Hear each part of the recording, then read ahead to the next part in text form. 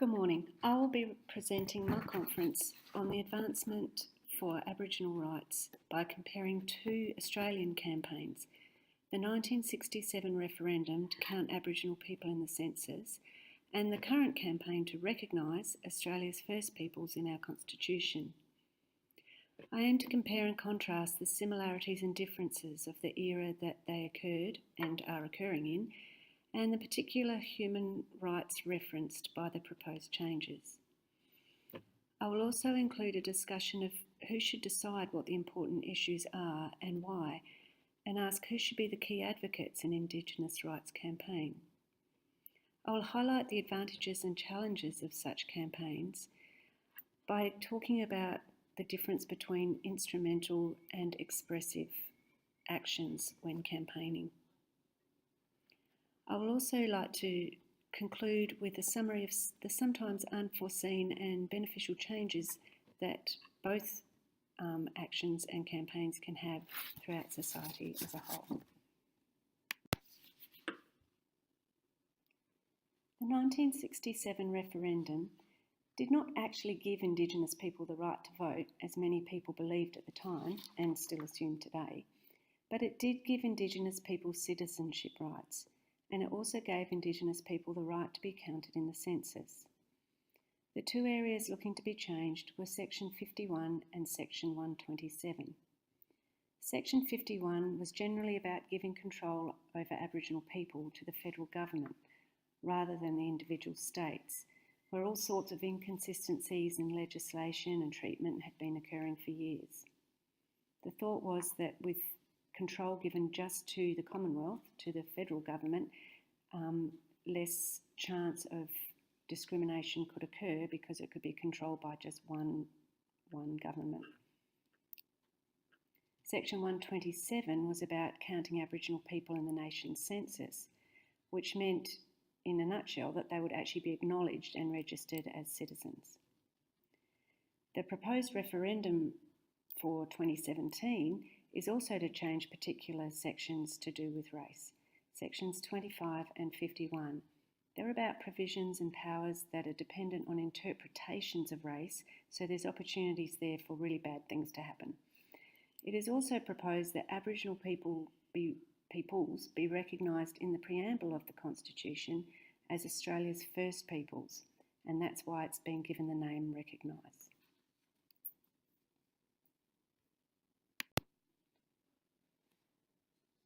Back in 1967, the era of the first referendum that I'm talking about, the Declaration of Human Rights had been ratified globally for nearly 20 years and was currently in the process of having its ideals and understandings developed and expanded and clarified in the writing of two covenants. These were the Covenant on Civil and Political Rights and sometime later, the Covenant on Economic, Cultural and Social Rights. So all around the world, the declaration had been in place for 20 years and people were really understanding those rights in terms of being able to use them to achieve things that they needed. They were very general, and so bringing them into the Covenant on Civil and Political Rights and Economic and Social Rights was a way of expanding on them, clarifying them and making them more relevant and able to be used. Particularly in America, in the civil rights movement, their fight for independence of many nations under colonial rule around the world, particularly in Africa, these things were dominating world news and international relations. In particular, Articles 1 and 2 of the Universal Declaration of Human Rights were starting to be referred to in social campaigns and are upheld not just as aspirations and ideals anymore, but what they were, inalienable rights, able to be claimed and to be enjoyed.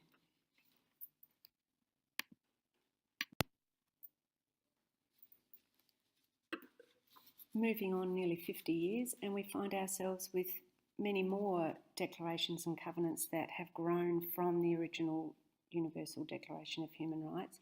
And one of the latest to be ratified in Australia, that was only happened in 2009, was the United Nations Declaration on the Rights of Indigenous Peoples. This has helped to articulate the issues and concerns that are common to many Indigenous peoples all over the world.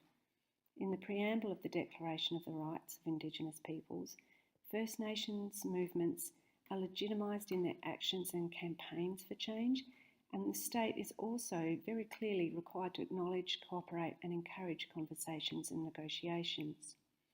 So for Aboriginal people today, there's a declaration that they have been a part of helping to write, and has also been very clear in its expectation that states are expected to negotiate with Indigenous people and to acknowledge them and to value them and to value their ideas.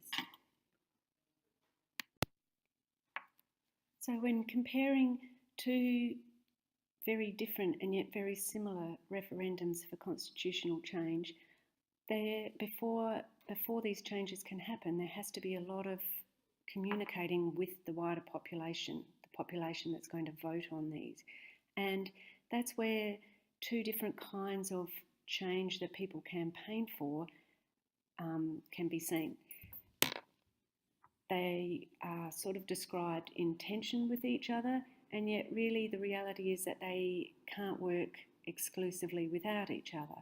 And I'm talking about what Madison and Scalmer define as expressive actions and instrumental actions. They describe them as torn between the need to excite and the need to achieve. And I guess one way of being able to explain these two different types of actions and how they work together is to look at the civil rights movement of the 60s. So you've got Martin Luther King and the civil rights movement doing a lot of expressive actions, rallies, marches. There were songs, symbols, non-violent protests, a huge amount of public awareness being raised. But until that was changed instrumentally, until laws and constitutional changes and policies were put in place, that didn't really change much things. So you have a situation where, yes, there's the will to change it, but unless it's sort of in law, it can't be challenged beyond a certain point. And I guess the March on Washington was a huge example of expressive action. You can see in the photograph how many hundreds of thousands of people were all united in wanting this to happen. However, several years later, yes, we've got the right to vote, and yet we can't vote because of the legislation not being allowed to, like the legislation was there, in jure was there, but de facto the reality on the ground was it was still hard for African American people to actually enrol to be allowed to vote. So then it was back to the streets, back to the expressive action, back to the famous March on Selma to then say, okay, we've been able to achieve through expressive actions, through our rallies and our campaigns, achieve legislative change, the right to vote. Then it's back to more expressive action because the reality of actually being able to register to vote hadn't happened. So then that had to be taken back to the streets and then being put in legislation throughout the country to make that happen. So it's not an Australian example, but it is a very famous and clear example where I'm trying to show how expressive action and instrumental actions really do intertwine.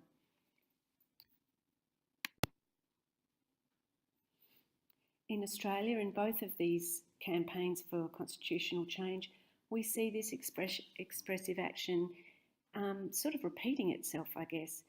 Charlie Perkins and the Freedom Rides, fabulous and very effective expressive action, travelling around the country and making people really aware of the conditions that Aboriginal people were living under at the time, and created a huge momentum for change.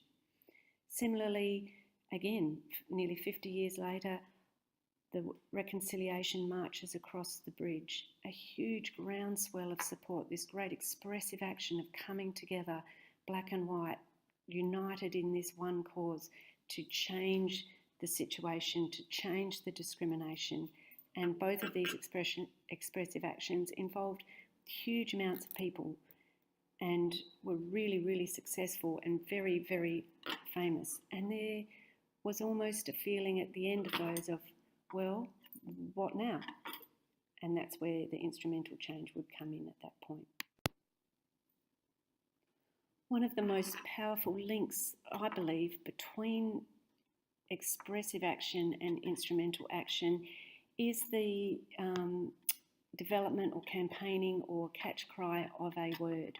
So for the 67 referendum, that word was yes, vote yes, right the wrongs. And yes was used a lot around the country, building on the momentum of the freedom rides, building on the momentum of people that had travelled throughout Australia into the communities, into the country towns, throughout the cities, having this one word yes.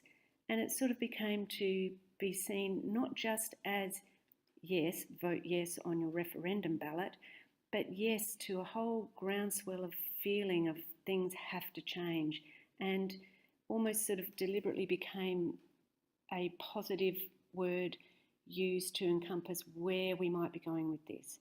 So it segues between that expressive action of getting the energy and getting the affirmation behind the campaign, but also straight into the ballot box. Oh, what do? Oh, I tick yes. Similarly, the word sorry as part of Kevin Rudd's apology to the stolen generation kind of felt more than just sorry for the stolen generation. Sorry for the whole last 200 plus years of decimation and horror and discrimination. That word became symbolic of more than just saying sorry for the stolen generations. And recognise too, the big R, we're seeing that everywhere. That is recognise, let's recognise that something needs to happen. Let's recognise changes need to be happening. Let's recognise the people that we have made invisible, and let's recognise them in the Constitution. So even though the Recognise campaign is about the technicalities of it, the instrumental change is several different things to be changed in the Constitution.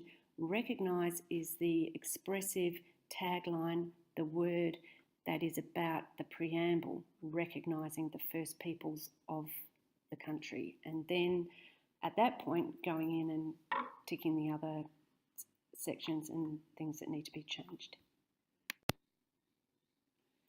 Both the 67 referendum and the proposed referendum for 2017 are about constitutional change, but they're also about change to acknowledge and to bring into the spotlight particular issues to do with Aboriginal people and Australia.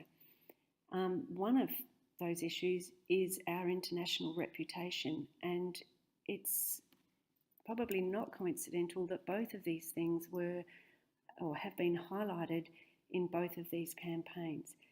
In the 67 referendum, some of the expressive actions people were able to take, some of the billboards and banners and issues that people were talking about in that campaigning was, well, do we want to be an apartheid state? At the time, many countries around the world were having revolutions for independence from colonial states, and this idea of apartheid, of segregation, of separation, of not just happening here in Australia but connecting to the international stage was very much used in 67, and is also something that definitely our politicians have on their minds. I would imagine that a formal apology, a long time coming, would have been in our government's mind, certainly clearing our standing on international stage. Also, that there has been there's a very acknowledged value in Aboriginality and promoting that as part of tourism and bringing money into Australia and using Aboriginal culture and knowledge and people as part of a tourist draw card in the international stage.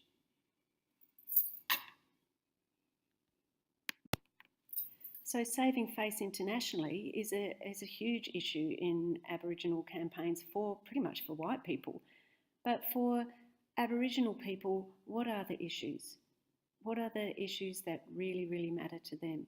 Well, in 67, they weren't really sort of asked too much about what the issues were. The issues were made fairly clear by white people, and good white people that really wanted to see Aboriginal conditions change. But what they saw as discriminatory mostly was for wages and working conditions.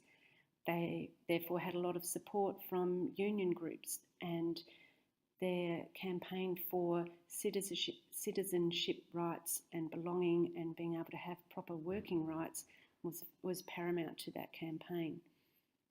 Similarly, the Recognise campaign focuses very much on, and links itself very much with Close the Gap, about Aboriginal, or originally was about Aboriginal health. Incarceration rates, particularly youth incarceration, another huge issue, and the opportunity to be represented in the system, in the white system, to be acknowledged in the Constitution, which is essentially a white document, is seen as very important. Ironically though, and Marianne Kickett discussed this with us, that might not actually be all Aboriginal people's priority. A lot of Aboriginal people, their priorities and their issues are really to have that sense of belonging, to know family and kinship, and to have land on which to practice culture.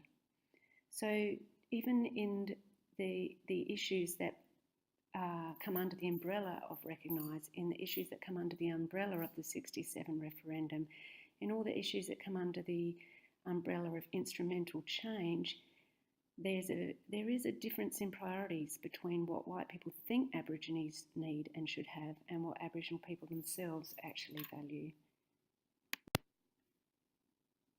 So who should decide what these issues are?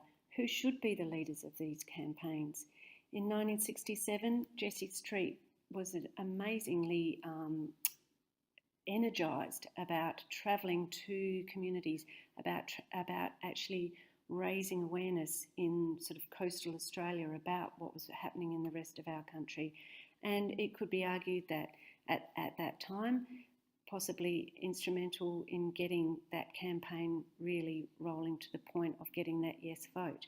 She did work alongside very many Aboriginal activists, and today in the Recognise campaign, the campaign leaders have been very careful about getting Aboriginal people to show their support for this, Adam Goodes being probably the most famous representative of that campaign.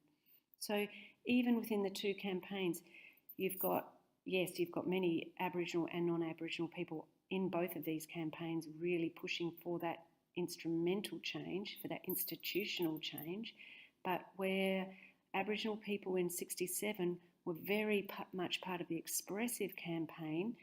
It was caring white ladies like Jessie Street that really got it to the legislative referendum stage. And the difference for the Recognise campaign is that, yes, there are Aboriginal and white people both working alongside to do that, but the face of that campaign is this time, well, pretty much the opposite, an Aboriginal man.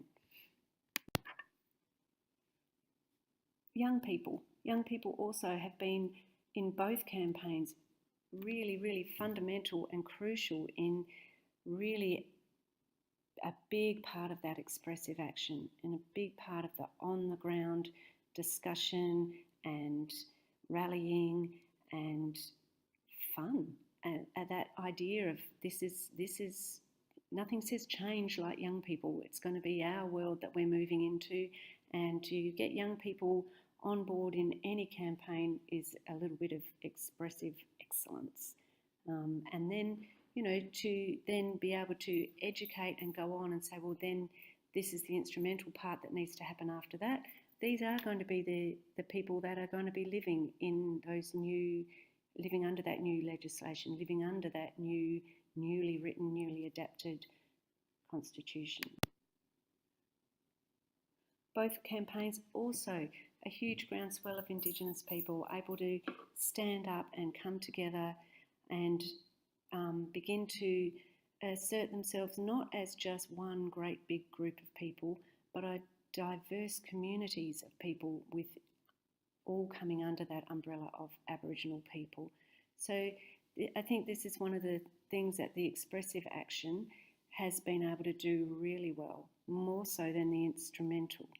So you've got your expressive action of really the depth and width and the great diversity of Aboriginal people within the country, within all the states, within all the landscapes, from the coast to the mountains, very, very many different people coming together in this great expressive campaign.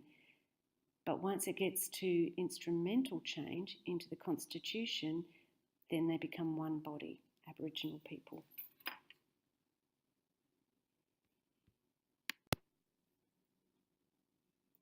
And I guess this is where both of the referendums, the one that we've had and the one that we're yet to have, or may have, I should say, there's always, when you've got the opportunity for expressive and instrumental action to intertwine, to make some ground, to go in, to make some changes, to come back, to rally for some more, to adapt and to condition and refine and clarify and to just keep going, there's always extra things that happen that no one saw happening. And I think one of the big things about the 67 referendum particularly was that it made Aboriginal people more visible. They came in from the country physically, in many cases, on the freedom rides and coming in to vote, but in the nation's consciousness, they came in from the outskirts, from the periphery, and became, they became citizens.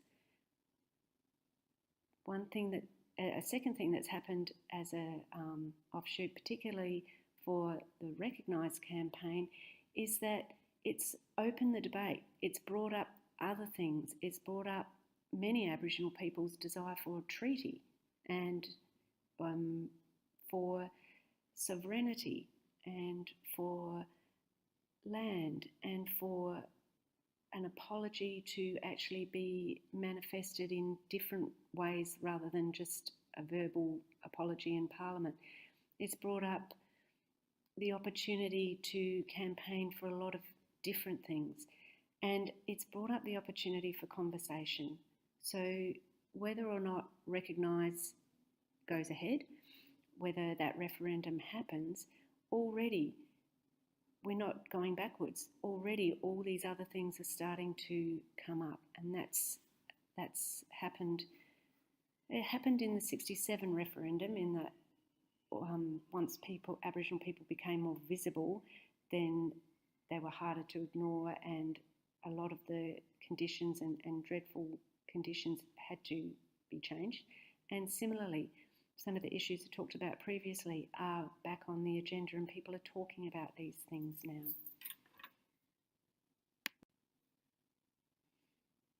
I believe the most important idea or understanding to come out of the campaign originally for the 67 referendum, but also the campaigning for the idea of Recognise, is that not all Aboriginal people are the same, and they don't all have to agree, just like everybody else in Australia is not the same, and everybody else in Australia definitely doesn't agree.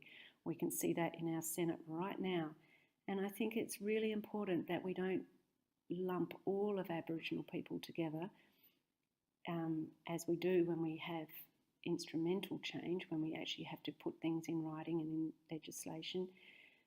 But I think it's really important before we go much further to acknowledge that not all Aboriginal people are just Aboriginal people. They are from hundreds of different language groups, kinship groups, and different families and different identities. And I think that's something that is really has been one of the most profound things to come out of the Recognise campaign. Aboriginal people are not the same. They don't have to agree with each other, and that it's the discussion and the debate that really is the valuable thing for everybody in Australia. Thank you.